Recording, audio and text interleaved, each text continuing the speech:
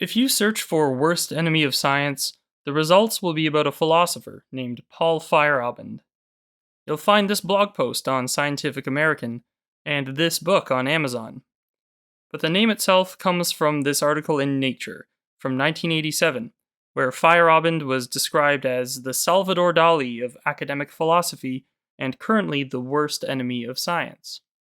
Of course, this was back in 1987. Anything more recent about Feyerabend will suggest that this was an exaggeration. For example, the book on Amazon from 2000 states in the preface, Paul Feyerabend, who was once described in Nature as the worst enemy of science, was no enemy of science. On the contrary, he showed how complex and exciting science is, and how it may become at once more fruitful and more humane. Another collection of essays published just last year confirms this. Since then, there has been an exponential increase of interest in Feyerabend's philosophy, with numerous conferences and papers. It seems like now, more than ever, we are in a position to start taking Feyerabend seriously again. This is a good trend. Feyerabend's a remarkable thinker and he deserves more attention. However, I'm not totally agreeing with people who give him such a charitable reading. We have to remember why he was described as the worst enemy of science in the first place. Feyerabend's most famous book is Against Method, Outline of an Anarchist Theory of Knowledge. In the opening chapter, he tells us, "Always remember that the demonstrations and the rhetorics used do not express any deep convictions of mine. They merely show how easy it is to lead people by the nose in a rational way. An anarchist is like an undercover agent who plays the game of reason in order to undercut the authority of reason, truth, honesty, justice, and so on." Just think about the implications of this statement for a moment. Feyerabend is telling us that he's writing in bad faith, and that we can't take his words at face value. Because he's not playing by any rules, it means that he doesn't have to be fair, or consistent, or even honest. And what could be worse in an age of fake news and alternative facts? To quote John Horgan from Scientific American, "The weirder things get, the more relevant Paul Feyerabend becomes."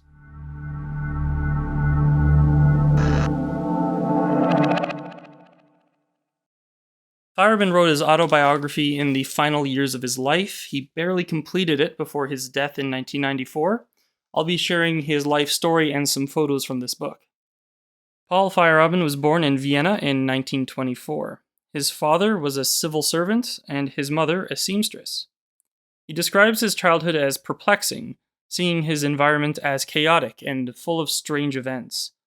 For example, he recalls watching a classmate cry after having realized that angels and Santa Claus aren't real. This outburst was no more or less moving than seeing the dead bodies and blood-splattered streets of Vienna during the Civil War of 1934. Words and events that could have changed my attitude made no impression whatsoever. I noticed them, but I did not connect them with my beliefs. In high school, Feyerabend was interested in acting and literature. The books he needed for his classes were bundled with classic philosophers like Descartes and Plato. This was his first exposure to the dramatic possibilities of reasoning, and the power that arguments seemed to exert over people. He was also deeply inspired by his physics teacher, Oswald Thomas, who would arrange monthly stargazing events in a meadow outside of Vienna.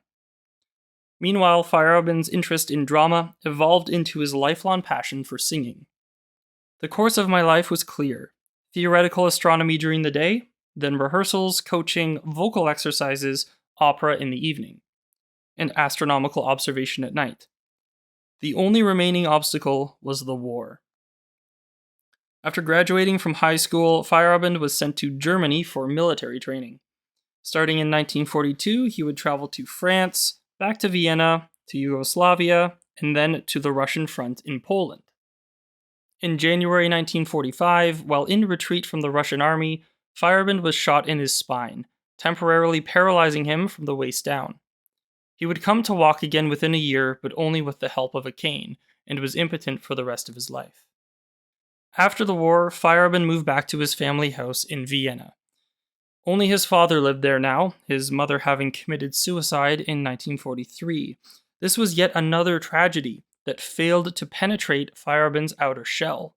When the news first came, his comrades in the army were astounded, even appalled at his behavior, and he recalls being referred to as cold and unmoved during his mother's funeral. At 21 years of age, it seems that Feyerabend remained strangely disconnected from the world around him.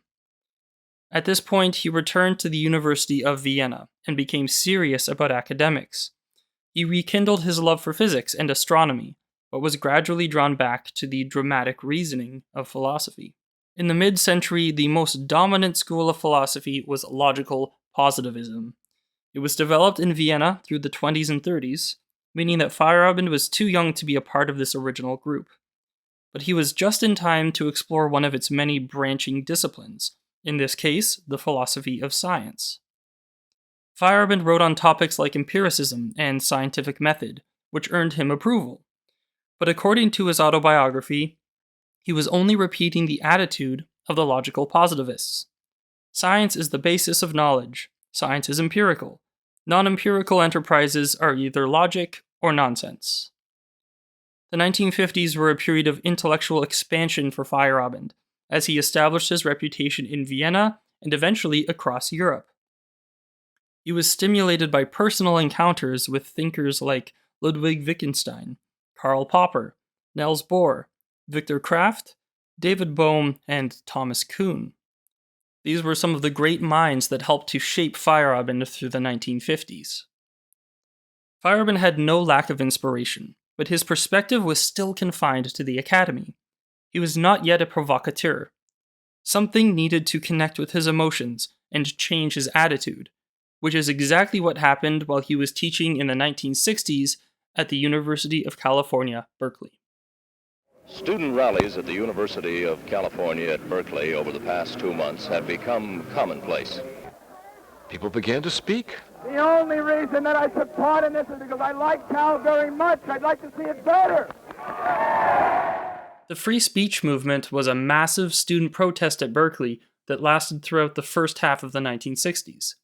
The school administration was eventually forced to recognize this political activity on campus and adapt its policies in response. And Feyerabend was right there in the middle of it.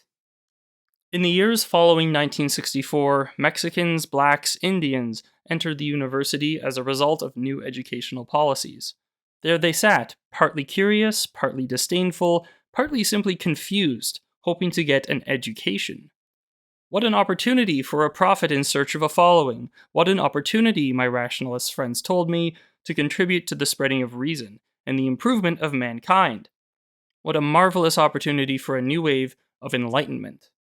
I felt very differently, for it dawned on me that the intricate arguments and the wonderful stories I had so far told to my more or less sophisticated audience might just be dreams, reflections of the conceit of a small group who had succeeded in enslaving everyone else with their ideas. Who was I to tell these people what and how to think? These were the thoughts that went through my head as I looked at my audience, and they made me recoil in revulsion and terror from the task I was supposed to perform. For the task, this now became clear to me, was that of a very refined, very sophisticated slave driver, and a slave driver I did not want to be. Finally, the chaos of the external world had gotten through to Feyerabend. The freedom movement at Berkeley connected with his belief system and changed his attitude. By the 1970s, Feyerabend had abandoned logical positivism. It was time for something radical, something that would move the philosophical community in the same way that Berkeley students had moved its administration. It was time for Against Method. Against Method is a collage of writings centered on the idea that the means of knowledge production need to be disrupted. In other words, epistemology needs anarchy. As the title suggests, Feyerabend defends the view that there is no universal method for knowledge production, and this includes the concept of a scientific method. If we wanted such a method to come into existence, it could only be expressed by the phrase, anything goes. Reviewers of Against Method read this slogan as a form of extreme relativism, where science is just as true as astrology or voodoo. But it's more nuanced than that. Feyerabend was trying to redirect our attention away from things like evidence and experiments and facts, and towards things like persuasion, marketing, and propaganda. He claims that these factors are severely overlooked, which has distorted our understanding of what science actually is. The most detailed example he uses to support this claim is Galileo. Today, Galileo is recognized as a scientific genius who stood up for truth against the oppression of religion.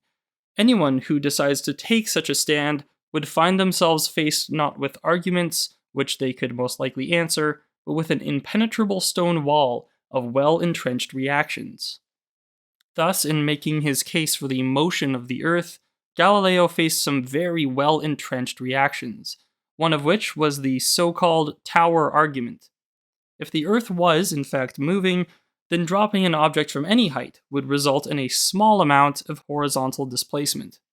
Of course, we don't see this happen at all. Objects fall straight down, therefore the Earth is at rest.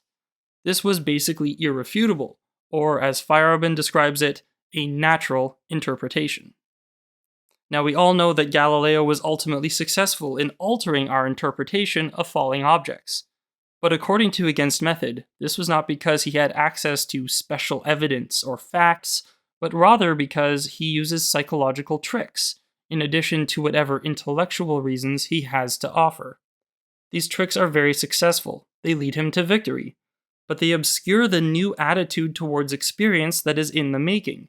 They obscure the fact that the experience on which Galileo wants to base the Copernican view is nothing but the result of his own fertile imagination, that it has been invented. Okay, so you might be wondering, why the hell would Feyerabend claim that Galileo invented the basis for heliocentrism? And what evidence could he have to support this? There's enough material there for multiple videos, but Galileo is just a case study for Feyerabend.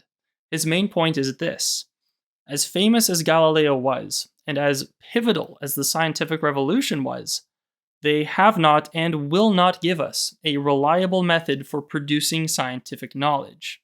And the same holds for any paradigm shift. You have to examine each one on a case-by-case basis. There's no golden rule for progress.